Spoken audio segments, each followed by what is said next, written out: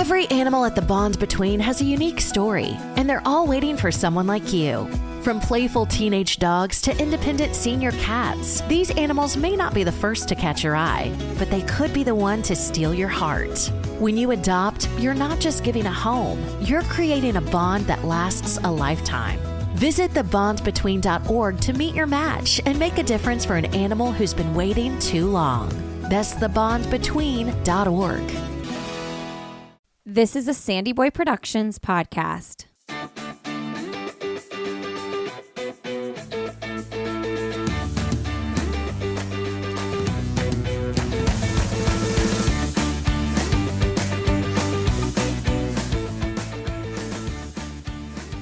Hey everybody, welcome to I'll Have Another Podcast with Lindsay Hine. Welcome to the podcaster series. I am bringing you a series where I am having conversations with other podcasters in the running industry that I am sure you love. Many you have already heard of and listened to, I'm sure.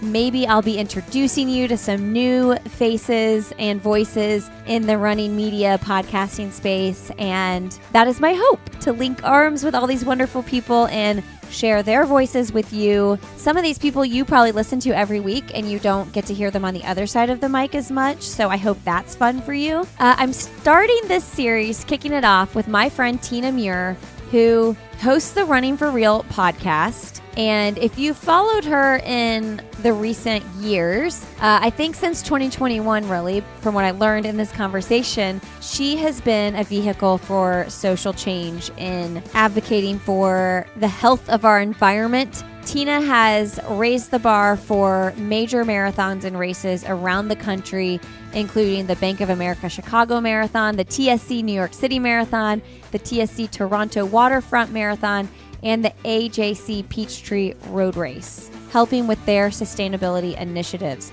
She's on the board of directors for Running USA and Earth Day 365. Tina is also the co-author of the book, Becoming a Sustainable Runner, A Guide to Running for Life, Community, and Planet. She co-authored this book with Zoe Rome. If you are interested in using running to change the world for better, check out her book, Becoming a Sustainable Runner. She is a former elite professional runner, the mother of two, and I gotta say, so I started podcasting around the same time as Tina. When I started podcasting, she was hosting the Run to the Top podcast, and then in 2017, she launched her show, Running for Real. And so we've kind of grown up in this industry together a little bit, and it's been really fun to see her over the last few years lean into what she cares most about. Still very much immersed, if not more than ever, in the running community and this special corner of the community with her sustainability platform. She's got some calls to action in this podcast because she always does. It's not rehearsed. It's just who she is and how she shares about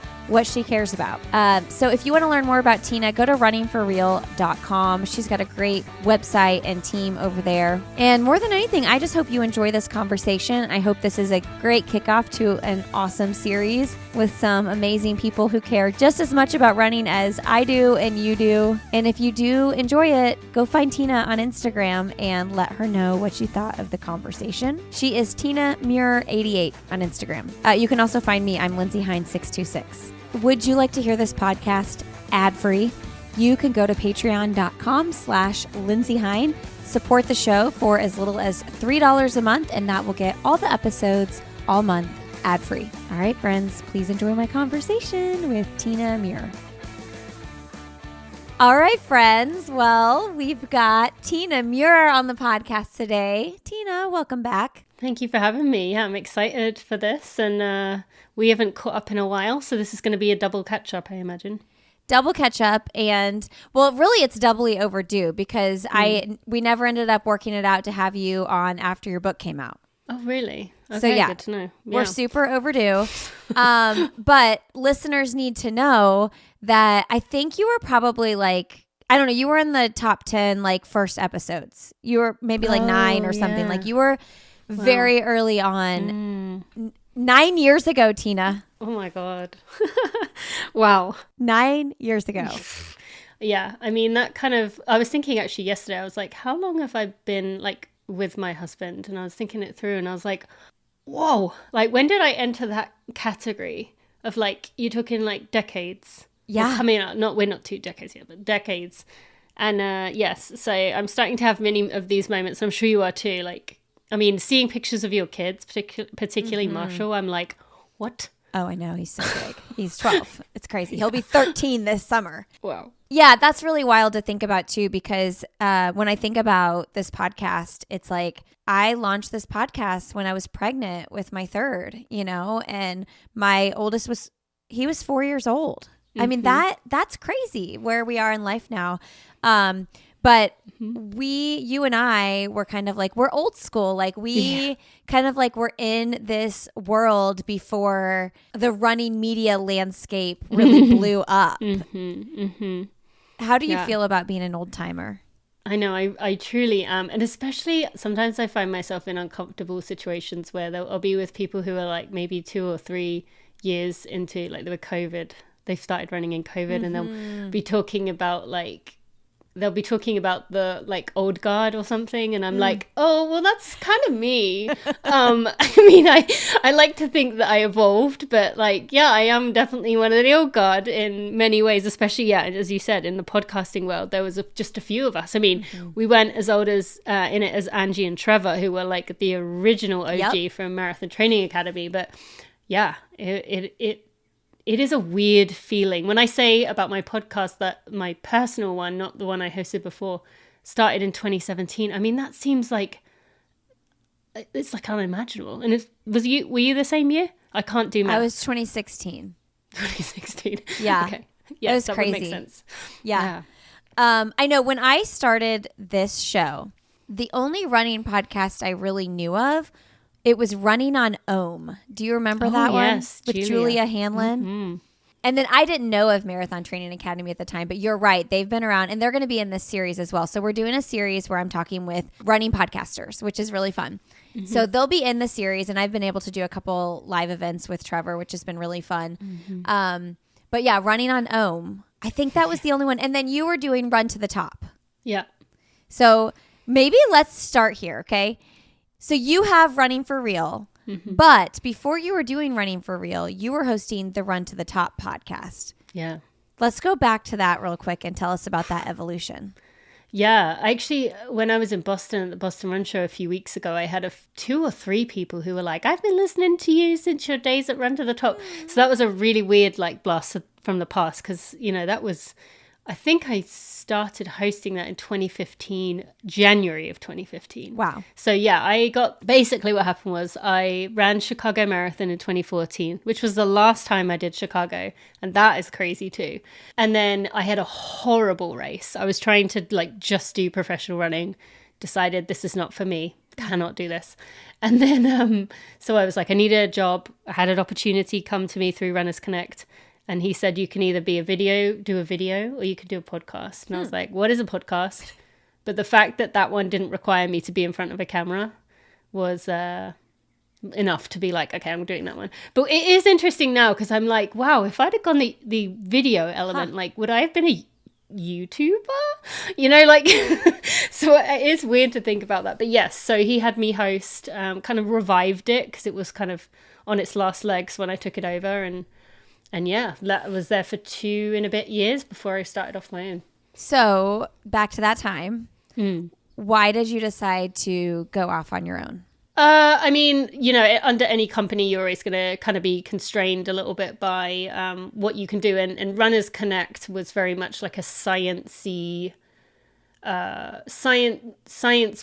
science-centered podcast and business. And for me, I kind of liked more of the community element, the getting to know people, as opposed to what the science was saying about various elements. So it just felt more natural to me. Like I was fine asking about, the exact amount of sleep or like injuries or nutrition, but I kind of liked the idea of getting to know the people underneath. So it just felt very natural to go off and make it kind of more me. So yeah. That's so good. Yeah. And so you have very much, if anybody follows you on social media or listens to your podcast, everybody knows that you care about the environment. That is like what you have really like major purpose in this industry and in your life, which is really cool. And I will say, like, as someone who has come up alongside you in this business, like, it has been so refreshing to see you just like go all in on what you care most about. And so thank you. You're welcome. Maybe share with us like when you first started really caring about this issue.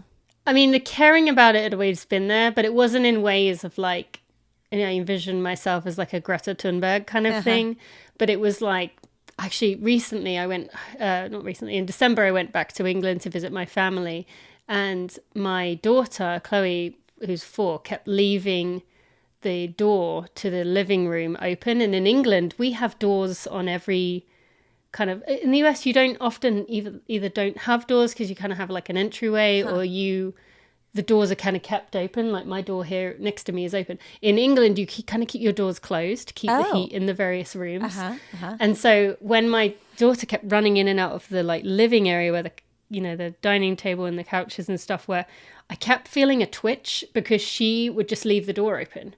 And in my body was like reacting because my dad would always be like, shut the door, shut the door, shut the door. So it was like an instinct. So it was quite a funny thing. But that said, so he was very conscious about food waste. He was very conscious about keeping heat in the rooms it's in.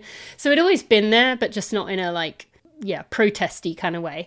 And then I mean, as I'm sure with your many interviews of elite athletes, I don't know how vulnerable you've been able to get them to be, but you have to be kind of walking a line as an athlete trying to get contracts and working with brands. If you don't want to do there's such a small amount of opportunities available, although I don't really view it that way anymore, but that I was so scared to say anything, as many people are, because I didn't want to do anything that could risk me a contract or could risk a brand saying, no, we're going to go with someone else.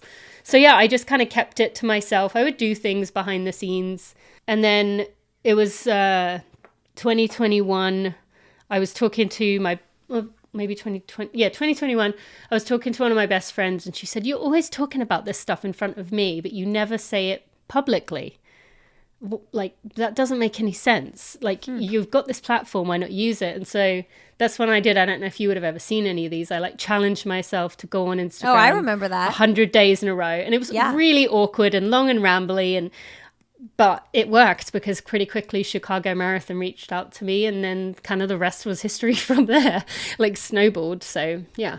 Yeah, no, I totally remember when you were doing that. I was like, what's she up to over here? To me, it's wild that was just 2021, though. Because as long as we've been doing this, it feels like you've been on the environmental kick for way longer than that. Do you feel like that in ways? I mean, it is kind of crazy when, I think more is that how quickly it snowballed. So getting the social approval from Chicago was like almost like a blue verified check next to my name. So then, it really did take off. And that's probably why it feels that way, because most people don't jump from speaking out about something to then being with Chicago, New York and CIM and all these other races, like within a very small period of time. Yeah. So, I was very, very fortunate in the way it came together. Wow, I didn't realize that. I mean, I knew because I get to see you every year in Chicago because I get to do a lot of emceeing at the expo, which is super fun. And so that's kind of like our yearly connection at this point, I think. Yeah. Which is really great because we're able to, in the midst of like at big running events like Chicago or Boston or New York, there's like all these massive meetups, and oftentimes you and I have talked about this, I feel lost in a sea of like, where am I even relevant here? And so it's really nice to connect with you and other people from along this journey and like go to dinner and not feel like I'm keeping up with what's happening. I'm like actually connecting with you and learning about your life. Yes, no, I very much feel the same way. I cherish those like dinners and quiet moments with friends, especially with friends like you or I, who, people might kind of come up to you wherever you are. And especially, last year going out with Mike Coe. Oh, yeah. Everybody knows Mike. Everyone does. But like you get kind of, he is an introverted person, and he kind of like recharges from moments like that. And it's nice to get those intimate moments with friends when everything else is about like, intensity and kind of showing up, I suppose. You just get to kind of, unwind and have a chat. So I cherish those anytime I go to a big event. You know what I'm going to say after I start talking, you'll be like, oh yeah, my favorite time with you is when we rode bikes in the rain in Chicago and we went to Sid's event. Like I was totally about to go to bed and you were like, no, come on, we're going to ride bikes. And we rode city bikes. It was kind of far. I mean, it was a good few miles. Yeah. Not really far, but like just for being in the dark and it kind of raining. And that's when I told you reminded me of my grandma.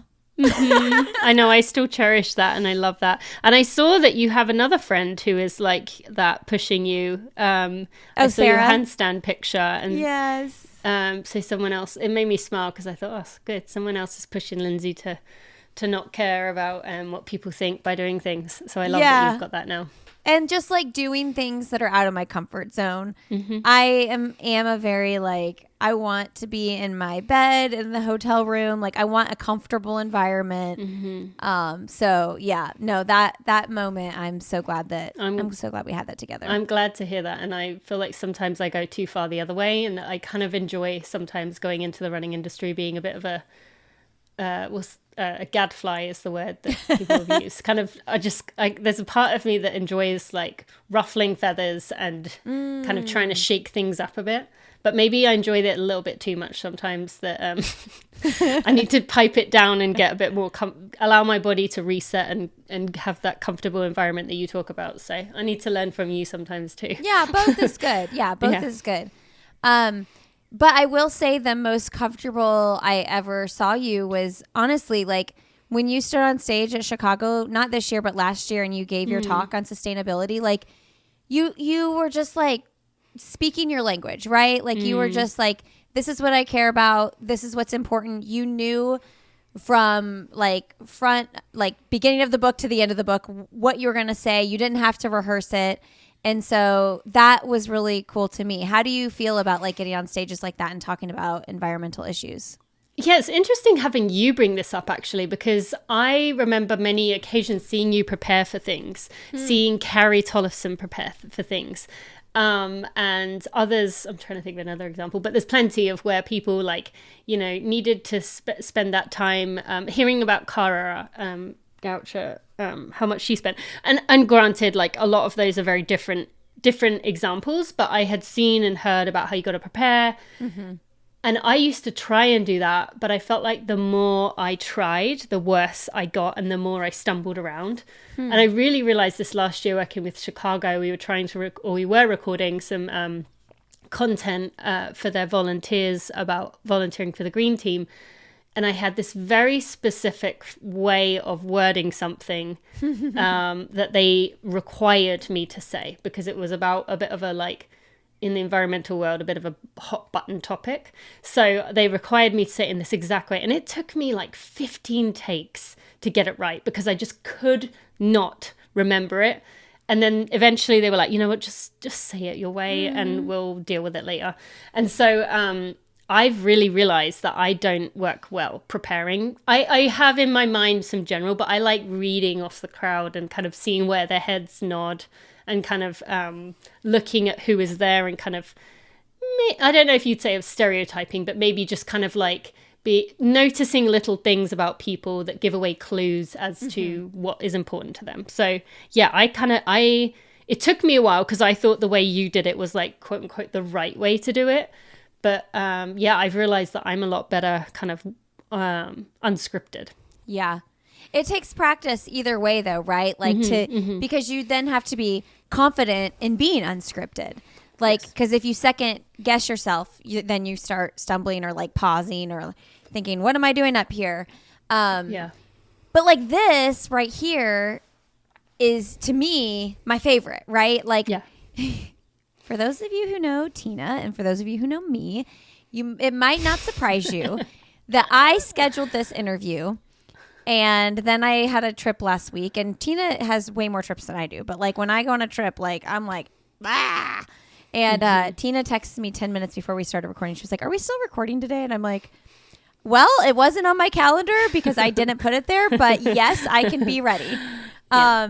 But my point in saying that is it was 8 minutes to go. And I was like, I don't need to write anything down. Like, Yeah. I know what I want to catch up with you about. And I also know that you know how to have a conversation. So, yeah, this is kind of the most fun to me because it feels like why I started this podcast in the first place. Yeah. I wanted to have conversations with friends that were natural and hopefully entertaining. Mm-hmm. Yeah, people really enjoy it. I mean, Cara and Des are the best example of that, right? Like they're just sitting having a chat.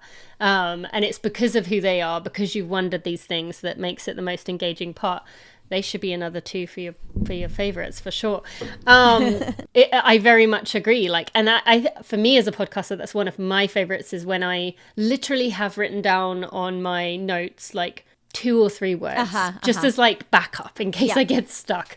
But otherwise, you're just kind of like, well, let's see where this goes. Totally. Because and I really do think that's when the listeners enjoy it the most because it's just following rabbit holes and they feel like they're in the conversation as well. The marathon everyone seems to be talking about, Boulderthon Boulder Marathon, presented by Puma, is one of the top 10 races in America. Big city energy, small town charm, epic downtown finish on Pearl Street, and every runner from the 5K to the marathon crosses the finish line in the heart of Boulder's vibrant downtown with incredible crowd support and an unforgettable race day experience. No matter the distance, Boulderthon has the perfect race for you, from the 5K and 10K to the half marathon and marathon, plus a kids run. Every runner gets to soak in stunning mountain views, crisp fall air, and an unforgettable downtown Pearl Street finish. Whether you're running for the challenge, the scenery, or just the pure joy of race day, Boulderthon is for you. The race is Sunday, September 28th.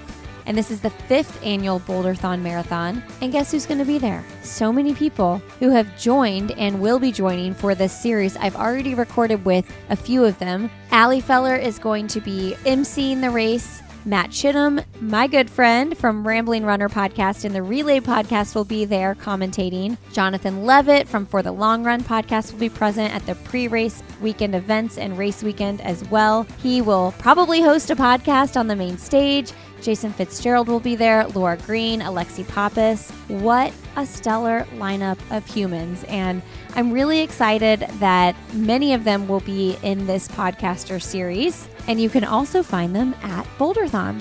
So you can register for this race. Just go to boulderthon.org. Use the code HEIN20, that's HEIN20, for $20 off the marathon or half marathon. For anyone listening to this podcast, again, you can go to boulderthon.org. The race is Sunday, September 28th, and you can use the code HEIN, HEIN, 2020 to save $20 on your marathon or half marathon at boulderthon.org. Big thanks to Boulderthon for supporting this series, this podcaster series we're putting out. We are grateful for your support and know it's going to be a beautiful race in September in Boulder. Okay, so I have a off-the-cuff question that I just thought of when you were talking. Okay, so for listeners that are new to you right now, this is the first time they've heard your voice. What do you want them to know about who you are and what you stand for? Oof. I really struggle with that question. I wish I could remember what she said, but Steph Flippin once gave a beautiful answer to kind of the who are you question. She kind of said, like, I'm a multifaceted human with that loves this, and this. So I kind of am trying to lean into that because I really, throughout my whole life, many of us, myself included, you have, I'm sure at times too, you describe yourself by what you do, you put yourself into these boxes, and I just, that's kind of not sitting with me well anymore, especially from my past as an elite runner. I mean, you probably remember this. I am sure I pissed people off so much on when it was the blogging days, when I'm so embarrassed. I've never said this out loud, Lindsay, but I used to write, like, as an elite runner on all my comments. And now I'm like, oh, what are you doing? You sick, like, how gross is that? As an elite runner, I never noticed it. Oh, well, I probably, I don't even want to think about what some people thought. But so things like that, like, I put myself in these boxes. So what would I say? I would say, Actually, here's what I would say. I would say that I see myself as a bridge, and I like encouraging other people to be bridges between topics they care about and other people who may not understand it. I love getting people to think about the things that they're passionate about and thinking about how to show others to why that matters, why that's important, what they might not know about that topic. And I also would say that I am, at least I hope, good at giving people permission. So even though environmentalism is my passion, even though I want people to consider their relationship to Mother Earth and kind of the world around us, I'm not going to shame anyone for using a plastic straw. I'm not going to shame anyone for not being a vegan. I believe in like it's better for all of us to do a little bit of something than 10% of us to try and still fail to do it perfectly. So yeah, I'm going to go that way.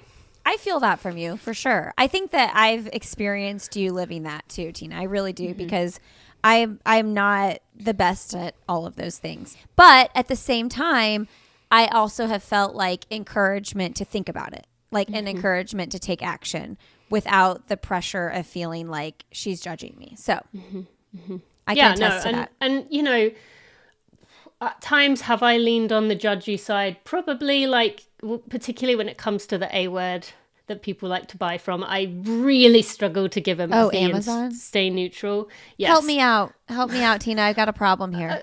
Okay. Well, okay. The thing I would say is give it to me. A lot of people right now who are kind of struggling with all these changes, things that are happening, for a lot of people, jobs cut, things being rolled back, you know, the fact that three times the size of California or worth of trees has been ordered to be cut down, which makes me want to puke.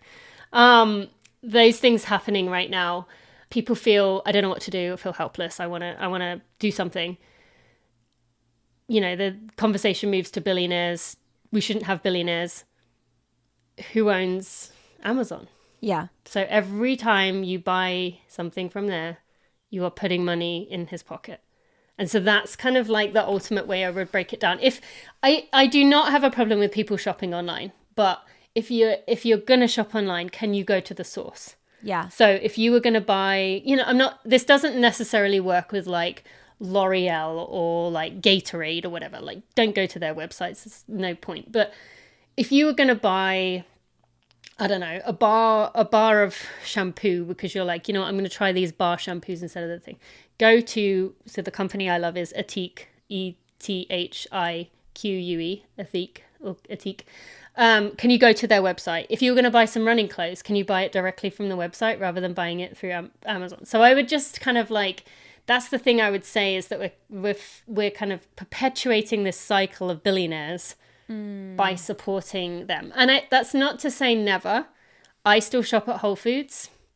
Yeah. I know Whole Foods is under that banner. So again, it's that lack of perfection in that, like, if I had another option, I would not shop there.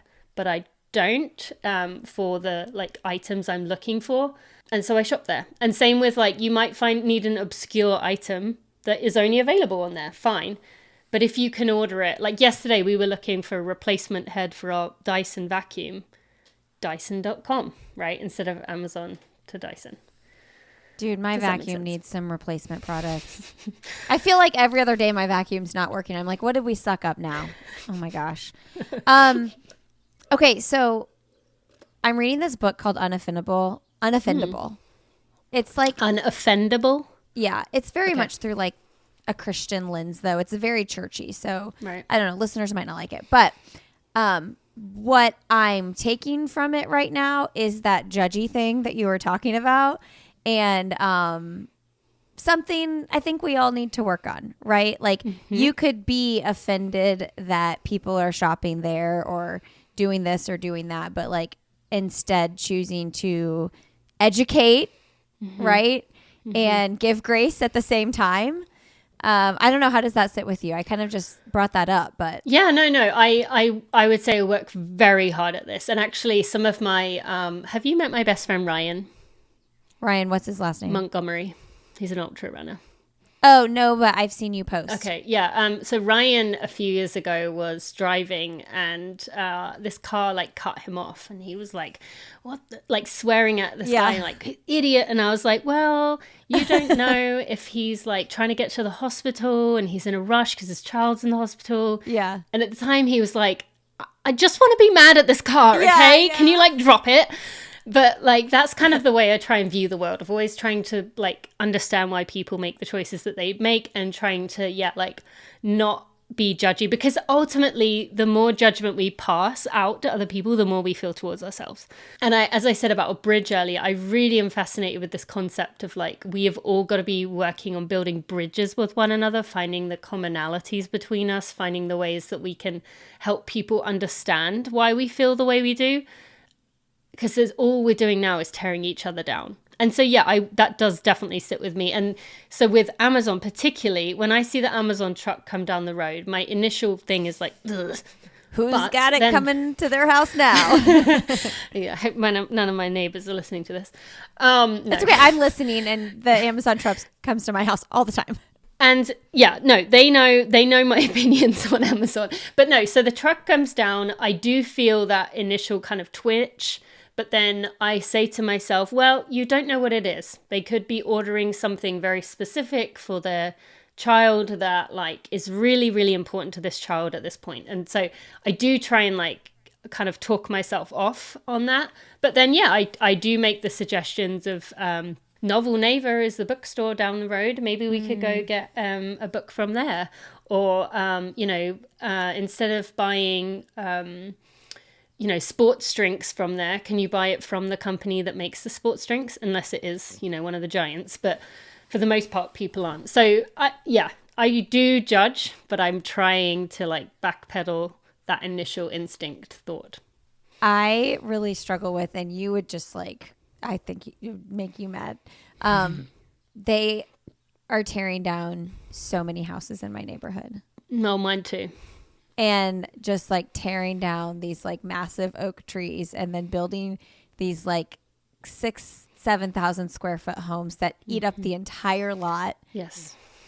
And I'm like, it just drives me crazy because it also, first of all, it's like aesthetically changing the entire look of this neighborhood. Like we love this neighborhood because it had all these trees, and also I'm just like, ew, a family of 4 is going to move into this massive house. Why do you need all this space? Here I am cramming my 4 kids into 1 bedroom.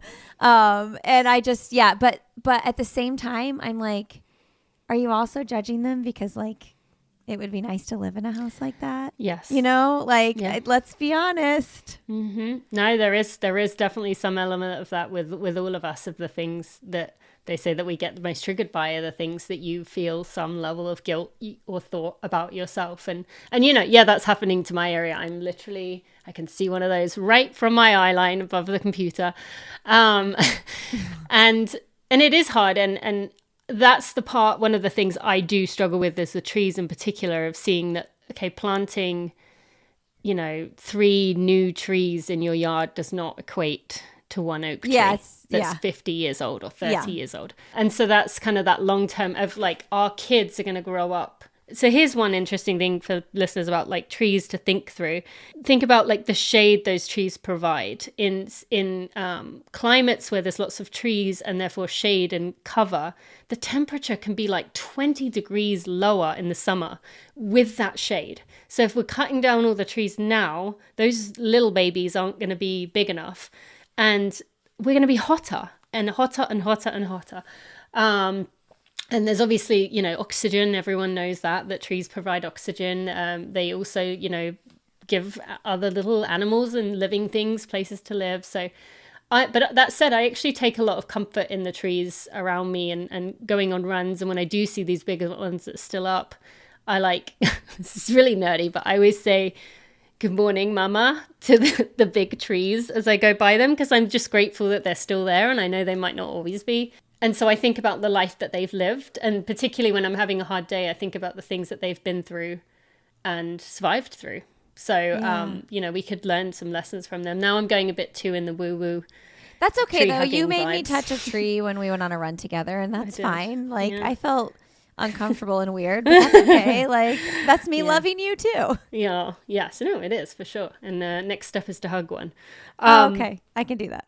You can do that. But yes, it is. And that's what, the research has found with environmental, that the thing that motivates people the most is love for the future generations, love for their loved ones in the future.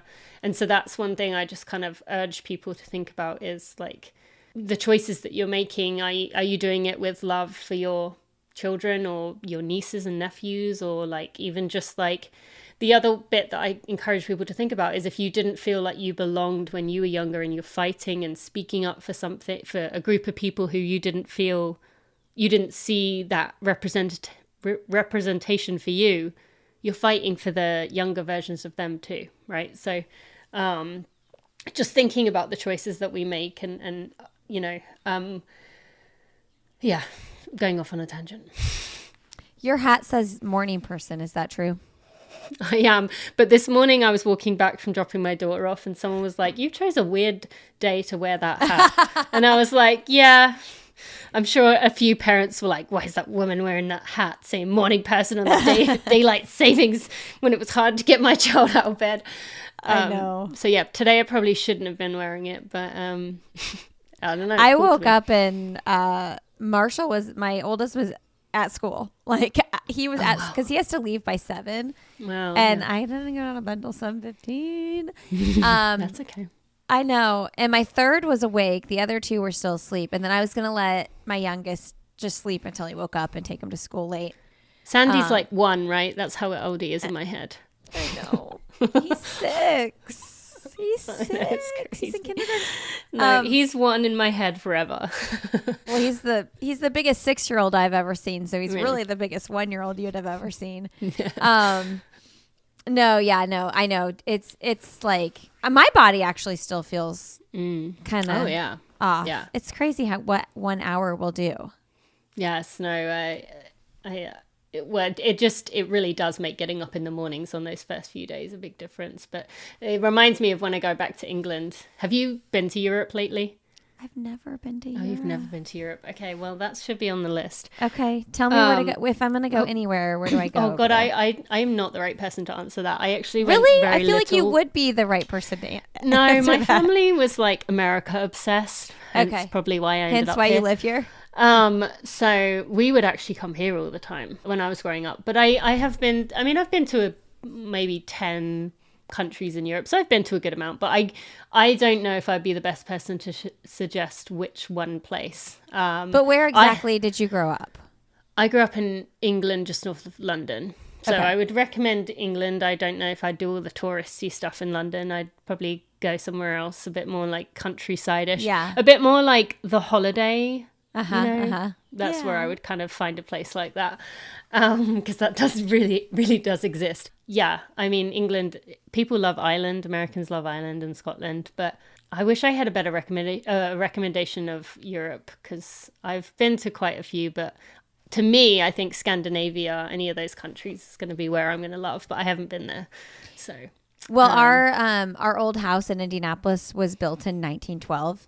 Wow. And I would always talk about how it was like this really old house, and people from Europe would always be like, "What are you talking about? Old houses were built in like the 1600s." Yeah. And I'm like, "Well, here it feels old." Yeah, I do struggle with that sometimes. Do you know what I really struggle with the most, which is topical because it's coming up, is when people say I'm Irish. I'm Welsh. Really? And I'm like, no, you're American. Yeah. Because like, yes, you have some heritage, but like you are not that. You are American. And so I find it really hard around now to be when people are like, oh, I'm Irish. And I'm like, no, you were born in America and your parents were born in America. You may have some heritage there. Yeah. But that's just me, again, being judgy that I'm trying to work on. But no, the reason I bring that up is when you wake up in Europe the first night, you feel like you have been hit by like a frying pan because you cannot get your body out of bed that first morning, because it's like, you know, you're basically waking up at 2 a.m. So it's just rough. So yeah, in Europe you'll feel that daylight savings feeling on like 10x times 10 times 10. If you're looking for a great gut health supplement, the Gut and Green Superfoods from Previnex is where it's at. This is a superfood green powder packed with organic greens, clinically studied gut health ingredients, and a clinically studied anti-aging ingredient that supports digestion, immunity, longevity, natural energy, and overall health. Much less expensive than many of the other green superfood products you see on the market. This is great for your digestion, immunity, longevity. I start every day with the Gut and Green Superfoods from Previnex. It also tastes really good. It has a green apple flavor that is delicious, so much better than the other products I've tried. Great tasting formula with no added junk, no gums, sugar, alcohols, or artificial anything. And the natural energy it provides is the real deal. You can go to Previnex.com and use the code Lindsay Superfoods to save 15% off your order. As long as that Gut and Green Superfood is in your cart, the code Lindsay Superfoods will save you 15%. And you can put anything else in there as well. You all know I love their protein powder, their joint health, and their muscle health as well. They've got so many great products. Previnex.com, Lindsay Superfoods. If you've used that code, the code ANOTHER will also get you 15% off. All right, back to the show. Where are we with running in your life right now? It's complicated. It's complicated. That's a great answer. Yeah, I had surgery on my Achilles, which you know last April. So we're coming up on a month. Wow. I mean, a year. And I'm running. I ran 41 miles last week. Oh, that's a lot. It is, but that 41 miles is still not quite enjoyable. My Achilles is still hurts to do a lot of the runs, but only a little bit. But the problem is not that. The problem is because when you've babied something for such a long time, I was in a boot for 6 weeks. I was on crutches for 4. So 0 weight bearing, and then gradually coming up that. When you've babied something for such a long time, and especially something like your Achilles that you like literally cannot walk without, your body starts finding like cheat ways to do everything. Mm-hmm. And so my body is just like putting all this extra pressure on other parts of my body. So while I am running 40 miles a week, I'm leaning on my right side a lot. And it feels off. And so now I'm in the awkward stage of like, I'm running more, but my body hasn't settled into where it wants to be yet in terms of how I'm running. Like I look weird when I'm running. It doesn't look like me. Mm-hmm. So yeah, it's going. I had a long vision of like hoping to do a 100K in May, but that is quickly dissipating. So would that be your longest if you did that? Yes, and that's why I wanted to do something that I'd never done before to kind of prove to myself it was worth it. But I think that may have to wait till the fall. So I am going to probably do a few of the fall marathons, but I don't know beyond that what the plan is. We're just taking it day by day. But yeah, Achilles surgery is no joke. That's kind of my ultimate reflection of that. But I'm really proud of the way that I have done my PT and done the strength training and built up from it and handled it. So yeah, it's coming along, but it's nowhere near where I want to be yet. I'm paranoid about the Achilles situation because I have Achilles issues. And so I just feel like I'm extra... Like I take so many days off if it's bugging me because I'm paranoid about having to have the surgery, but then I never get anywhere distance-wise because I keep holding myself back. Most people don't need surgery even if they do have what I had. But the biggest differentiator, I would say, is mine. It was right at the base where it attaches, so almost on my heel bone, like where you would put your shoe, like the bottom of the shoe. What was the biggest issue? Like what was happening there? So a Haglund's deformity, and a lot of elites are getting it now. And actually the one thing I would say, you what that?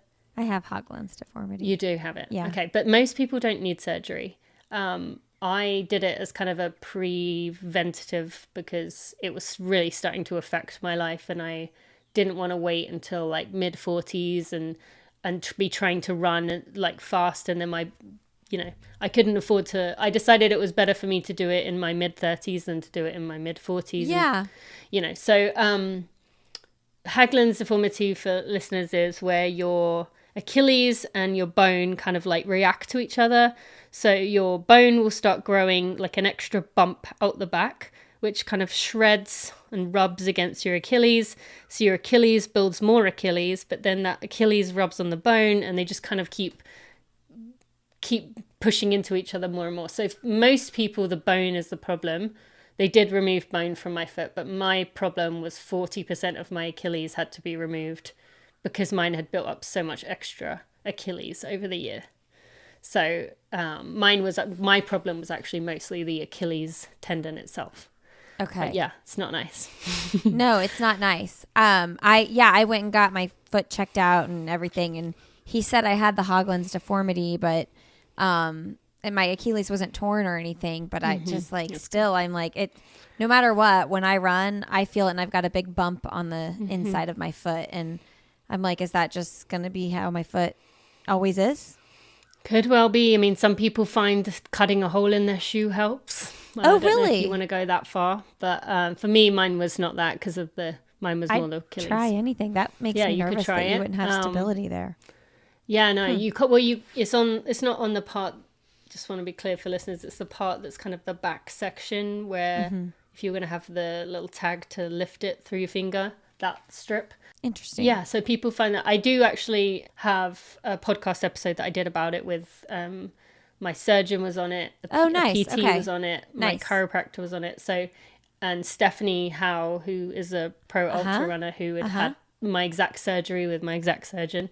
So if anyone wants to listen to that, or you, but let's link that it, is kind of leaning surgery wise. I would say that's for people who are kind of debilitated by it. Yeah.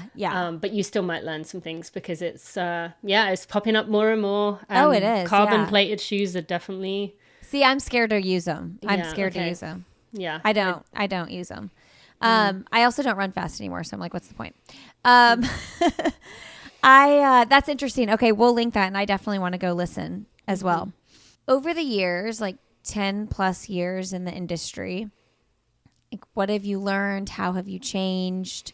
It's funny when you mentioned the comment about always writing as an elite athlete.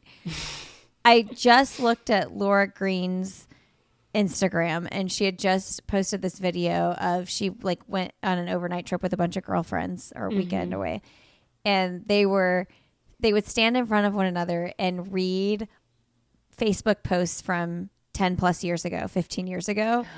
And then they'd have to guess which person wrote it, and like just how cringy it is to like read what was coming out of your mouth and what you were typing that many years ago. Like if I read a blog post I wrote about running in 2008, I'd be so embarrassed. Like got it all figured out back in 20.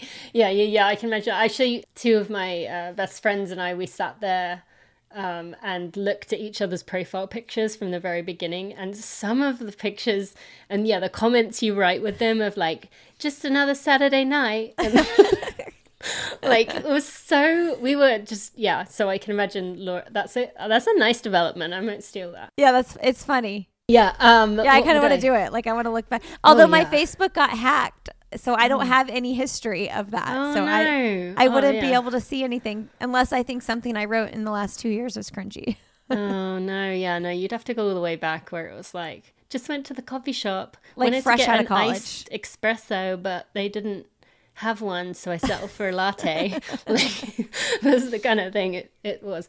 Okay, so what have I learned? Oh, interesting. I think the biggest thing that is coming to mind is I have learned the more kind of that older age thing of like the more I think I know, the more I realize I don't know. And especially for me when it comes to kind of understanding runners, I think I always thought I was very good at understanding what the runner experience was, but now I've realized there's so many more variables of like, I now know it is much harder, in my opinion, to be a slower marathoner than it is a faster one. So my 2.5 hour is a burn for sure, jump into the fire.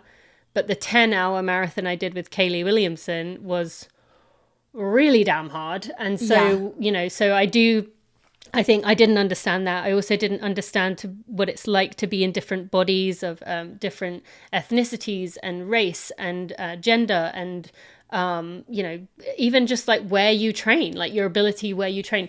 So I think I've realized that I really don't understand. It is best to listen to other people's opinions rather than assume you know what it's like for them to run. So I think that's probably the biggest thing I would say I have learned, is just let people speak their own experience, particularly as a runner. Yeah, that's so good. We do have to bring up the World Championships. Yeah, no, that's fine. I've stopped crying now. Oh, I did cry most of the day that it came out. Sorry. Yes, it's okay. That's another thing I've learned speaking to the Winging It. For me, I have learned I need to listen to Fix You and Avril Lavigne. Oh, and Fix You by Celine Coldplay. Dion. Oh yeah, that's my that favorite song. to cry It's to. so good. I need to listen to all of those and just cry, and then I process through, and then I'm out the other side. So I did that all last week, one day last week, and then I worked through it. So now I'm good to talk about it. So what do you want to know? Okay, so I think a lot of people listening will probably know, if you know any of the inside baseball of the running world, that the half marathon world championships was going to take place in San Diego, and they pulled out recently, and so it's going to have to be somewhere else. And so you had been doing work on the sustainability front of the event. First of all, why did they pull out? Do you know? Yes. What can you say? I can say that, as this is on various articles, there were under 1,000 people registered. I think it was clear that the event was not going to hit the numbers they initially said they would hit. Like, as far as income for the city? Income for the city, but just running the event, because what drives the financial cost of putting on an event is registrations. You know, that was just looking like it wasn't going to be possible. And yeah, there's a lot I can't say. There's a lot I can't say, but I would say that was kind of one of the main factors that it just was. And okay, actually, one thing I will say is for listeners to keep in mind, it becomes very easy for us, and I've done this too, as runners, to look at an event, like kind of keeping in mind the trials when it was really hot in LA, right? To put on an event, you need money, right? So in the case of like the trials, I'll use this as the example. NBC gets to set the time of the race because they are giving the money. Without the money, the event can't be put on. So like, just to keep in mind that, like, would you rather, for future events, would you rather have it and have it be dictated a little bit by people with deep pockets, or would you rather not have it? And this was an example of the choice was not have it, in terms of like what runners chose / what was given to the city to put it on. So I'd say that is just consider that there's a lot of people working very hard on all of these races. Same with the majors, same with all the races. There's people working really hard. So let's just be a bit gentle that, like, ultimately things have to be paid for. And I get to this with an environmental front of sometimes people say to me, I can't believe you're working with this race. Look at their sponsor. And I say, well, there would be no race without that sponsor. So yeah, what's the choice? Okay, so it's going to be somewhere else. We just don't know where. Yeah. And it's going to be 2 months later. Okay. So when you were saying 1,000 registrants, because you're saying like it is the World Championships, all the pros from around the world, but like, was the race was then open to general public as well? Yeah. So it was actually a 1 mile, a 5K, and a half marathon championships. Okay. But yes, it was an elite race, and full circle moment, that's actually the World Championship race I ran in 2016. Oh, wow. So really was a cool moment for me. But yes, so back then when I ran it, it was the World Half Marathon Championships. Now it's the World Road Running Championships. But yes, it was an elite component, 3 to 5 athletes per team, and a mass, so anyone could run it. I mean, couldn't they have gotten more people to register? I mean, I feel like people would want to go do that. I think part of it is that if you think about it, like, most runners aren't going to register for a 1 mile or a 5K 6 months to go. And it's just the ultimate unfortunate situation that, like, world-class teams are picked a long way in advance, but recreational runners don't train for 6 months to do a 5K or a half. They'll sign up. So there would have been a wave. But I think, because I was going to say, I feel like we could have all rallied and be like, come on, let's go run this half. And I wish I could have said, like, hey guys, we're in crisis here. Could people sign up? We can, we can get some people out here. Let's do it. Yeah, I wish I could have, like, sounded the alarm and rallied the community, but that wasn't my place to say. So this is especially heartbreaking for you because share with everybody why. Yeah, so I was the director of sustainability. And so I was doing all the sustainability initiatives for the event. I really, truly believe this could be like a watershed turning point moment. I had all these initiatives planned that a lot of the majors, because they like kind of have to follow the rule book that was set the year before, it takes a long time to change things because this was a new event. I could kind of go at it myself. I'd had all these collaborations, my favorite of which was the medals for the mass participants were going to be designed by a local artist. They were going to be made from San Diego oak trees that were cut down because of a beetle infestation, and they were going to be cut down on a reservation of one of the local indigenous tribes, the La Jolla Band of Indians. And they were going to make the medals with collaboration and support from one of the main medal companies, a local lumber guy who really knew what he was doing. And so it was just going to be this beautiful collaboration, and this medal was absolutely gorgeous. And so that's the piece that is hardest for me, is these community events that I genuinely thought would be game changing just kind of now disappear. I'm so sorry. Yeah, it's okay. And that's the thing is like, okay, so these initiatives, it really doesn't matter to me if some race takes that idea and does it, because ultimately my goal was the planet. My goal was to get this initiative to happen. So if someone sees that idea and they think, I'm going to do that, and they don't involve me, I won't be bothered, because I just want that to be the future. So I learned a lot, and it's sad, but I trust in the future. So we'll see. But if you do that and you want to give our girl some credit, go for it. Okay. I know you have to go. So let's just wrap up here with what are you reading? You probably don't watch TV because you're not lame like me, but like, what are you intaking that you're enjoying that you want to share? I do watch TV. I don't. That's surprising. I don't watch a ton, but I do. And I'm actually reading a lot more now, but I do. I've taken your method actually, and now I'm reading a bit more fiction, because I used to just be a nonfiction girl, and I feel like trying to sleep off a nonfiction book is not what you need. It's so hard, yeah. So I am reading What If We Get It Right by Dr. Ayanna Elizabeth Johnson, which is like basically presenting the world if we take the right steps environmentally. It's like beautifully done. But I'm also reading a fiction book. I just finished one last night called Simmer Down, I think. Okay. It was about a woman in Maui who had a food truck. It was really good. I got it out of one of my little libraries in my area. And then watching, we just finished Apple Cider Vinegar, which was crazy. I mean, I've heard all about it, but I haven't watched it. You should watch it. And the thing is, for me, I'm actually, people who know me, I'm quite woo-woo. So I probably would have like ventured down that path. And now I'm like, okay, maybe not to that extreme, but like I would have ventured down the like, there's got to be some other way.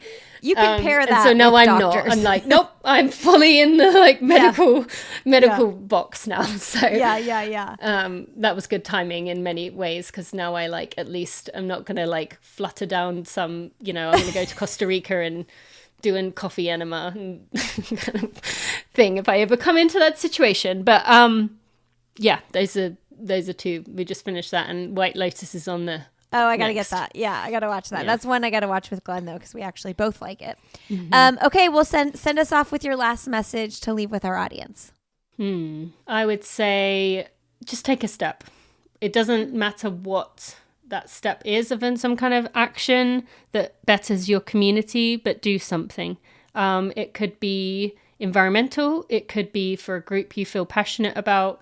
It could be for some other cause that doesn't exist that you think is important to talk about. But take some kind of action, because having that purpose in your life will make you feel better about every piece of yourself, in that you're acting in alignment with kind of your values and your truth. So, yeah. Tina Muir, thank you so much. Thank you, my friend. Thanks so much for being here, everybody. Thanks, Tina, for coming on the show. You all can learn more about Tina. Runningforreal.com is her website. You can find her on Instagram. She's Tina Muir 88. You can find me on Instagram. I'm Lindsay Hines 626. We've got a bunch of events coming up.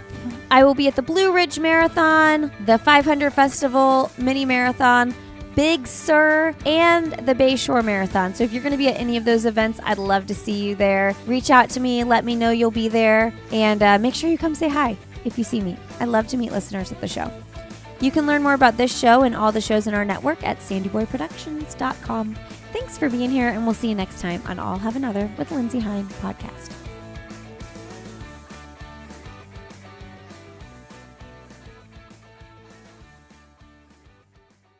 April showers bring big savings. Save up to $7,500 on a mini split or heat pump combo. Need a spring refresh? Take $1,000 off a garage heater, $50 off home sale inspections, $300 off the humidifier, and get half off dryer vent cleaning with any duct cleaning. And get $40 off a furnace or AC tune-up, or save $80 when you get them done at the same time. Don't wait. These deals won't stick around longer than a rain puddle on a sunny day. Call Standard Heating and Air Conditioning today.